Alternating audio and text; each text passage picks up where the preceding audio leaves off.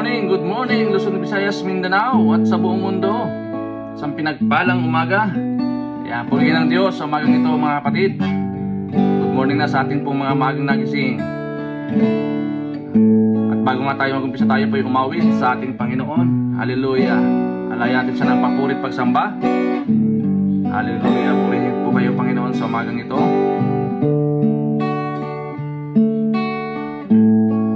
Thank you Lord God.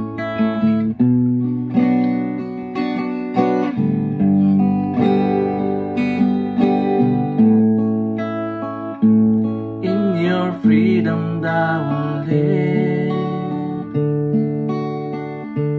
In your freedom thou will live. I offer devotion. In your freedom thou will live. In your freedom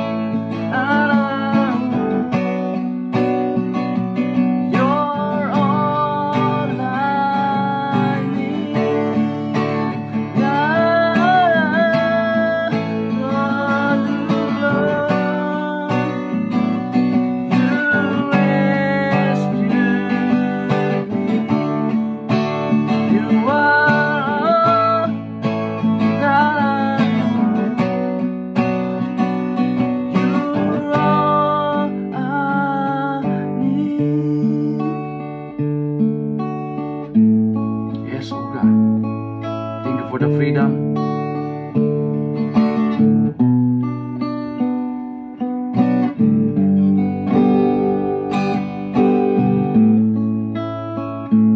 In your freedom thou will live.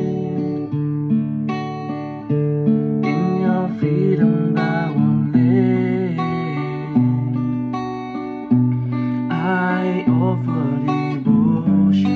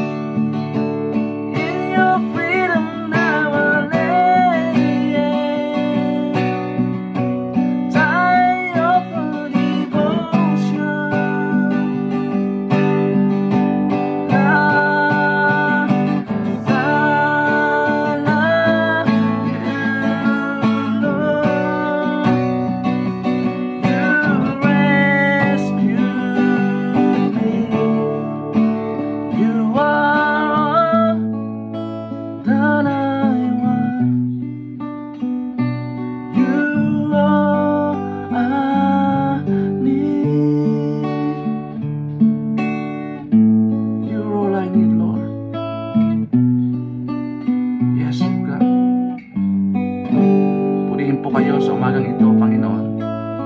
Dakilain ang iyong pangalan. Ikaw lamang ang aming maitaas, maluwalhati sa umagang ito, Panginoon. At amin pong pinagkakatiwala ang daily devotion sa araw po na ito, Lord. Dalahin ko na ito po yung magdala, paghatid na pagpapala, spiritual sa lahat na pong makikinig, Panginoon. Kapalaan niyo po ang araw na ito, Lord. For this the day that the Lord has made, and we will rejoice and be glad in it. Thank you, Lord God, for the glory, honor, and praise in Jesus' name. Amen. Amen. Good morning na po sa bawat isa atin. Yan, sa pinagpalang umaga na. Sarap po magpuri, umawit sa ating pong Panginoon. Because He deserved the glory, He deserved the honor, praises. Ito po ang nais ng Panginoon sa atin, no? Na maalayan siya ng papurit pagsamba sa umagang ito. Ayan, good morning na po sa lahat. Without further ado, tayo po mag-umpisa. Ating pong pagpapatuloy yung ating pong series na tinatalakay about the fruit of the Holy Spirit. Ngayon po ay pang-7 na. Faithfulness. Ayan. So sabi po sa Galatians chapter 5 verse 22 to 23, But the Holy Spirit produces this kind of fruit in our lives. No? Remember that fruit, singular. Ano ba ito? Love, joy, peace, patience, kindness, goodness, faithfulness, gentleness, and self-control. There is no law against these things. Ngunit ang Banal na Espiritu ay nagbubunga ng ganitong uri ng bunga sa ating buhay. Pag-ibig, galakan, kapayapaan, pagtitiis, kabaitan, kabutihan, katapatan, kahinahunan, at pagpipigil sa sarili. Walang batas laban dito. Purihin po pagkabasa ng dakilang salita ng Diyos. So the fruit of the Holy Spirit as described in Galatians chapter 5 verse 22 to 23 refers to 9 virtues of qualities that are believed to be the result of the Holy Spirit works in a believer's life. These fruits are love, joy, peace, patience, kindness, goodness, faithfulness, gentleness, and self-control. According to the scripture, these fruits are to become the dominant characteristics in the Christian life as they journey to become more like Jesus.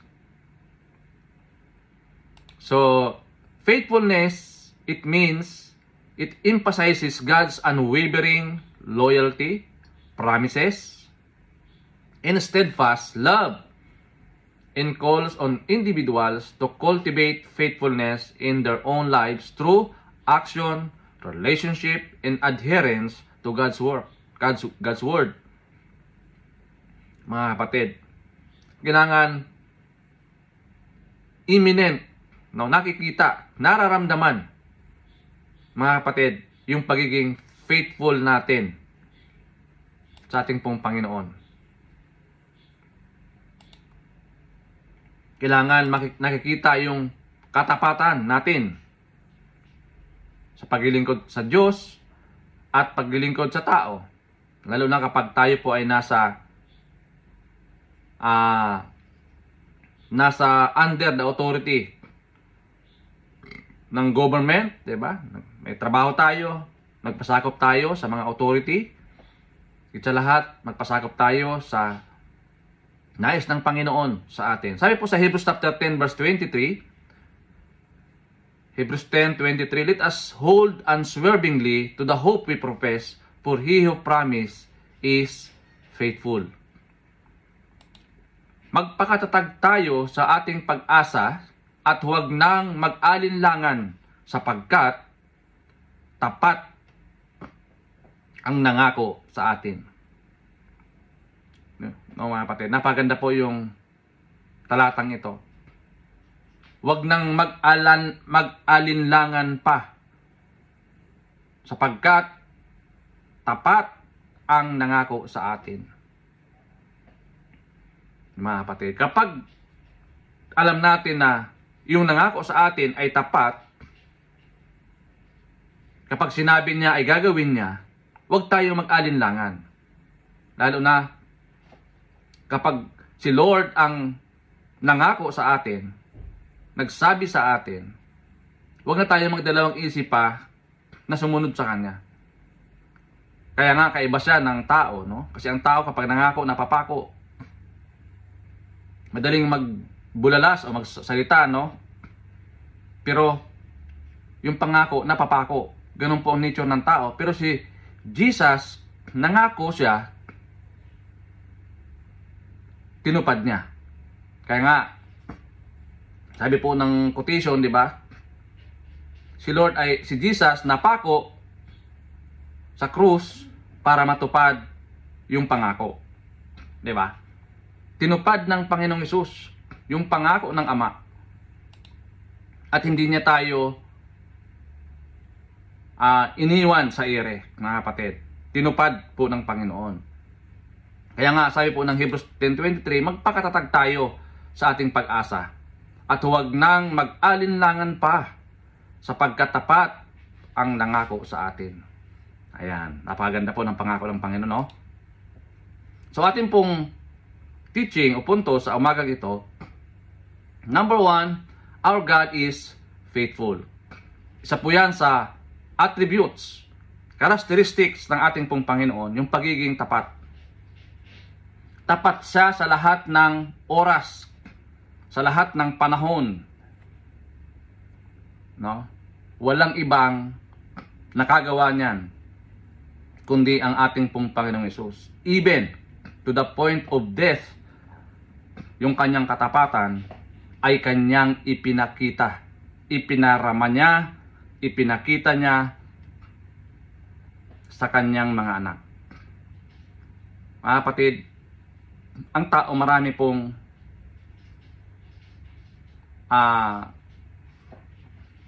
pagkukulang ang mga tao. Kaya bukang bibig natin na nangangako, bukang bibig na nangangako, kaya mahirap mangako, ano? Dapat kapag nangako po tayo, tutup din natin. Kasi yung pinakakuan natin, aasa yan. Di ba mga kapatid? Pero si Lord,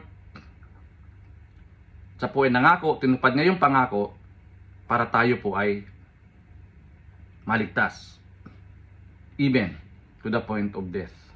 Number 2, our faith in God must be unwavering. Pag sinabi kasing unwavering, mga kapatid, kailangan hindi natitinag. Huwag tayong mag-alinlangan. Huwag tayong magdadalawang isip, lalo na kapag si Lord ang nag-utos, nagsabi sa atin. Tanda natin na si Lord ay siya po ay nangungusap sa pamamagitan po ng Biblia. The Bible itself prove na kanyang salita ay tunay at totoo.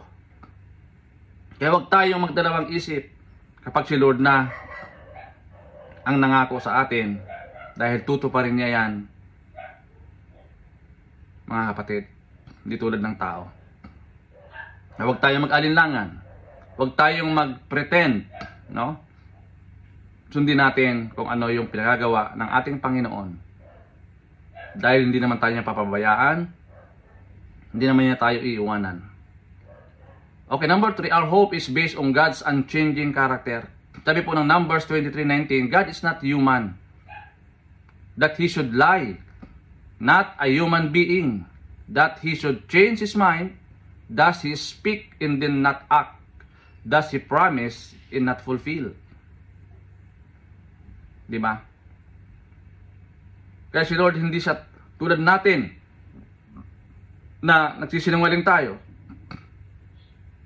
na tayo madali tayong magbago ng isip. Minsan yung body language natin hindi tugma sa sinasabi natin, magkaiba. Tapos nangako tayo, hindi naman natin tinutupad. Mga kapatid, kaya nga yung ating pong pag-asa ay nakabase yan sa unchanging character ng ating pong Panginoong Hesus. Yung firm foundation. Kaya nga, dapat sa Kanya tayo manangan. Huwag sa ating sariling karunungan. Ipagkatiwala natin sa Kanya ang ating buhay. Dahil sabi niya, siya ay tapat. Hindi siya nagbabago. Marapat lamang yung ating pong pag-asa, pananampalataya ay ibase natin sa Kanyang walang humpay na kadakilaan. O paano natin i-apply ito, mga kapatid, no? Trust God's promises in faithfulness. Isa sa pinaka powerful achievement, mga kapatid, ay yung tayo po ay niligtas ng Panginoon. From darkness into His marvelous light. Yung pangako ng Diyos, even nung Old Testament pa, yung Old Covenant pa, hanggang sa ngayon, hindi po nagmamaliw yun, mga kapatid. Nanatili po ang katapatan ng Panginoon. Kaya panghawakan po natin yung kanyang salita, no? Gaya po ng ating binasa. Na yung Diyos na nangako ay tapat sa atin. Hindi nagbabago. Take uncertainty as an opportunity of faith. Yung number 2, take uncertainty as an opportunity of faith.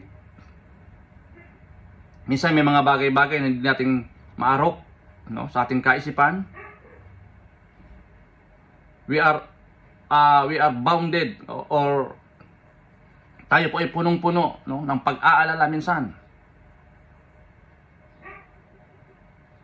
Pero kung ilalagay natin sa positibong pananaw, minsan nagbibigay niya ng opportunity para tayo tumibay yung ating pong pananampalataya, para lalo tayong lumakas, tumibay yung ating yung ating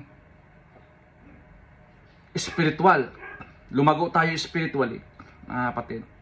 May itinuturo sa atin ang Panginoon sa mga uncertainty sa ating mga buhay. Kaya pag hindi tayo payak sa ating pong buhay, mga kapatid, lalo tayo magtiwala sa Panginoon. Pagkatiwala natin ang ating buong buhay sa Panginoon, dahil siya naman ang may akda ng buhay, siya naman ang may alam ng lahat ng bagay, at hawak niya ang ating kinabukasan. Kaya sa Kanya tayo lumaan ng oras at panahon, mga kapatid. Number 3, testify to God's unchanging character. Bawa ikaw, naranasan mo yung kapangyarihan ng Diyos sa iyo, huwag mong ipagkait, no? Testify mo, mga kapatid, i-share mo yung kabutihan ng Diyos na nangyari sa iyo. Halimbawa, may sakit ka, pinagaling ka ng Panginoon, no? Ipagpasalamat mo sa Panginoon, no? I-testify mo pag may mga fellowship kayo, no? Mga kapatid, wag natin itago, wag natin sarilinin. Bagkus, ipagpasalamat natin sa Panginoon, lalo na. Marami pong mga tao na nanalangin sa Panginoon.